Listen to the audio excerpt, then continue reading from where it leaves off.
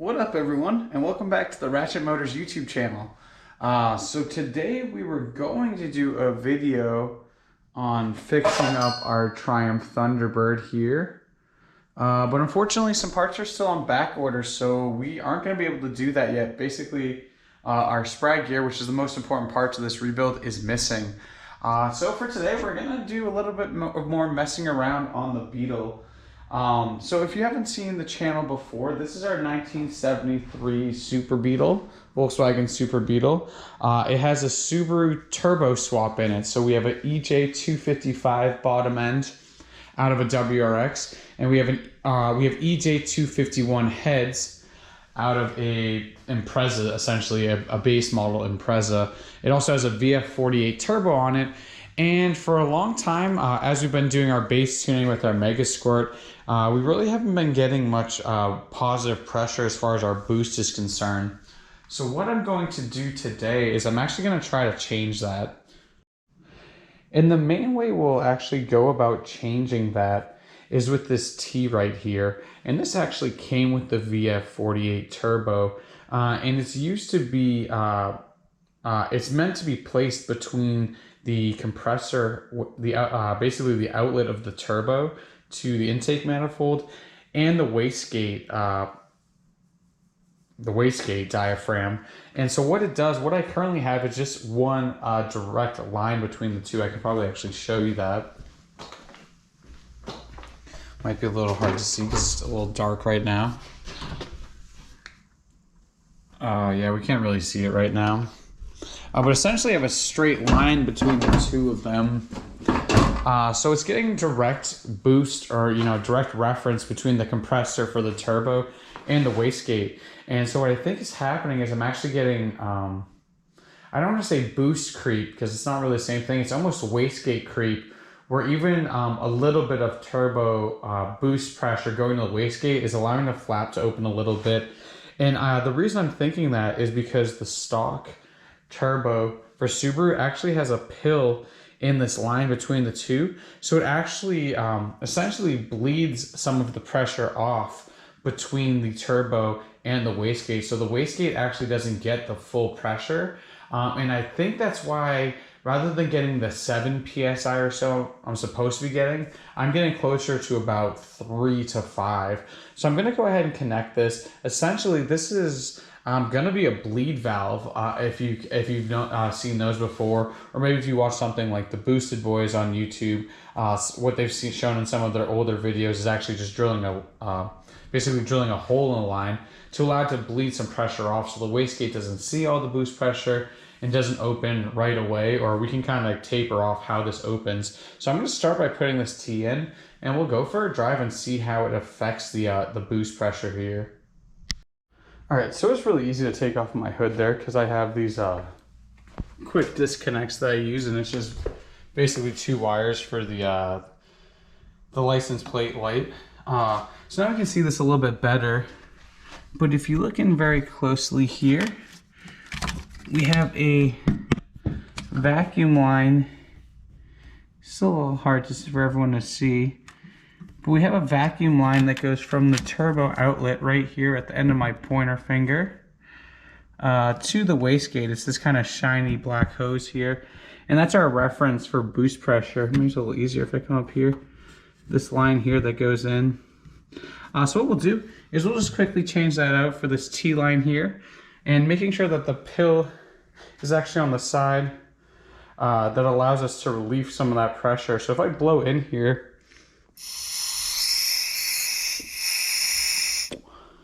you can actually hear that some of the, it's kind of hard to tell, but it's not coming out of both of these equally. So we'll go ahead and put it in there, and we'll take it for a drive and see how the boost is affected. All right, it's warmed up. Let's see how it does.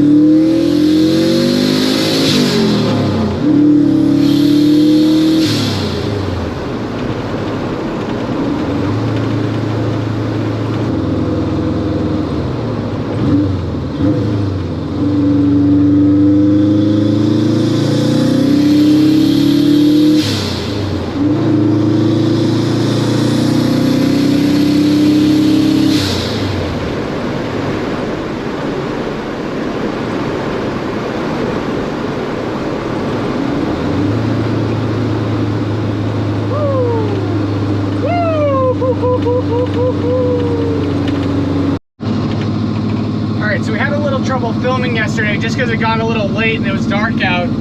So we're gonna go out today. It's pretty hot out, so I'm not gonna stay out too long for my own sake. But we'll do a couple passes. I got it up to about 6 pounds of boost yesterday, which is good. It's definitely showing positive signs. We'll see how it does today in the heat.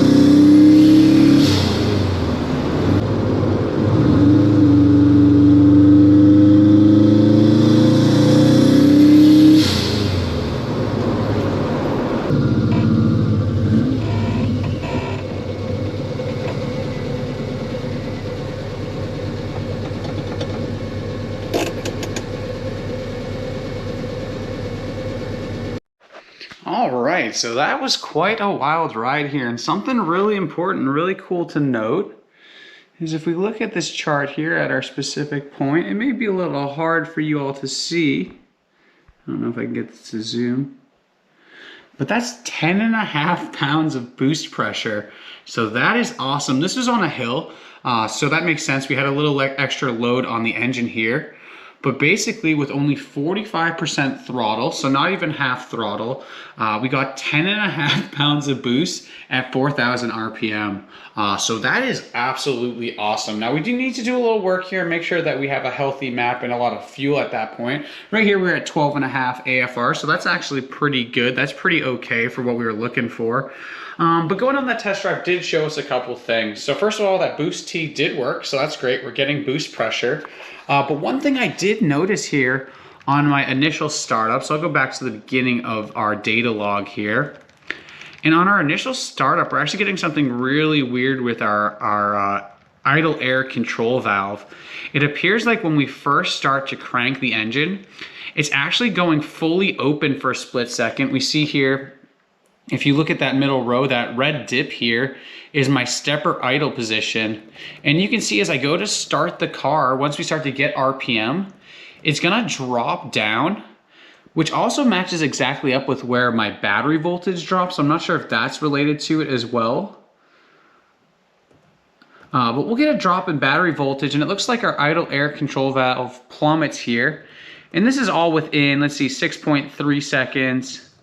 This is all within about 1.5 seconds here. We get a full plummet, and then it goes back up. And as a result here, because our idle air control valve is essentially fully open, we're getting this weird thing at startup where we kick off and it goes up to like 4,000 RPM. So it sounds like when I'm in a parking lot that I'm really revving my engine here. So that's something we got to figure out. I think it might be one of our idle air control valve settings, basically our homing position. So I'm going to go ahead and update that. And then mechanically, what you probably heard when I turn my steering wheel here, you really can't tell now, we hear that noise right there. That's been happening since I've updated my suspension. So one other thing I'm going to try to do today is we actually picked up here one of these bronze anti-shimmy bushings. So I'm going to go ahead and put this in our steering linkage, and hopefully that, or I should say our steering system, and hopefully that alleviates all our problems. This is something that's been pretty much haunting me since I changed the suspension over. So I'm hoping this will help relieve our concerns. I did notice that even though I put a new bushing in the housing for the steering component, it was still moving in the housing. So I'm hoping adding in this bushing will get rid of any of that creaking and squeaking noises. So we'll go ahead, we're gonna update our tune, take it for a quick spin, see if we can fix that startup issue, and then we'll get into some of our mechanical fixes next. All Alright, this is a public service announcement for everyone to always do a bolt check. I came to go pick up wings and both of my tie rods came loose and one of them actually disconnected. So we had to go home and get some tools and I'm fixing that now and we'll get it home. Alright, so that was a little hectic, but we got everything figured out. So long story short, one of the nuts came loose on our tie rod. It actually fell off of the car. I found it in the middle of the road. We reconnected it, hobbled the car home. And now I'm going to do exactly what I talked about before. So everything's fine. Actually, as you saw in the footage, or maybe I'll actually put it in now.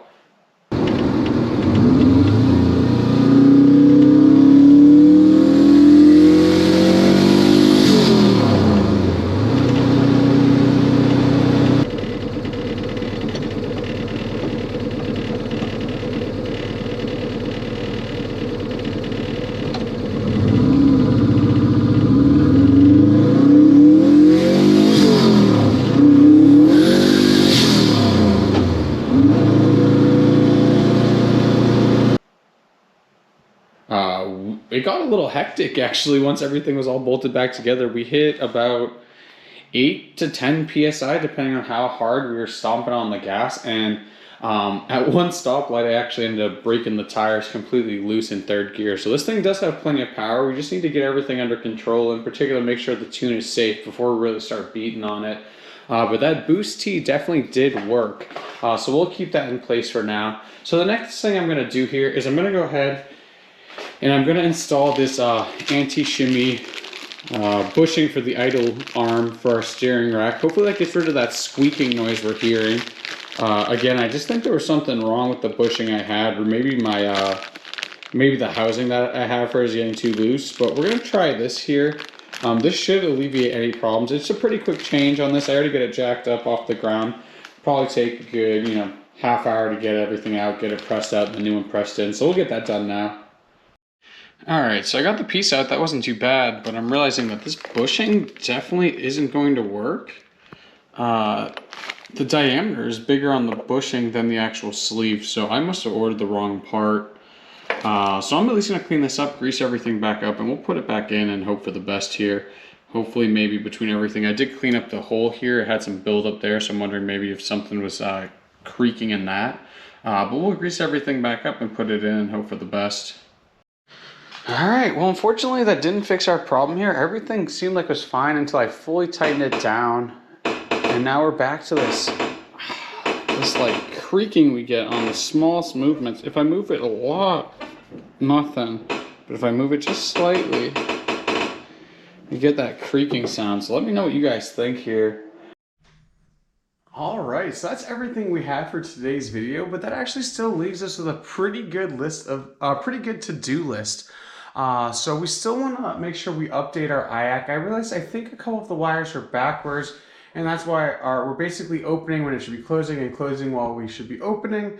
So we'll update that so we can actually use our crank to run idle settings for our Mega Squirt. And then on top of that, we're going to try to alleviate that squeaking or that creaking that we have in the front end with our steering. And possibly, kind of most intriguing will be a resonator that we're going to add onto our exhaust system. So the exhaust has been great. It sounded awesome. Really have that Subaru rumble. But if we're looking for a sleeper, it's just a little bit too loud. So we're going to go ahead and put a resonator on there, do some stuff with the exhaust, and see if we can quiet everything down. But like I said, that's everything we have for today's video. So if you enjoyed what you saw, please hit a like, subscribe for more content, share with your friends, and I hope to see you again soon.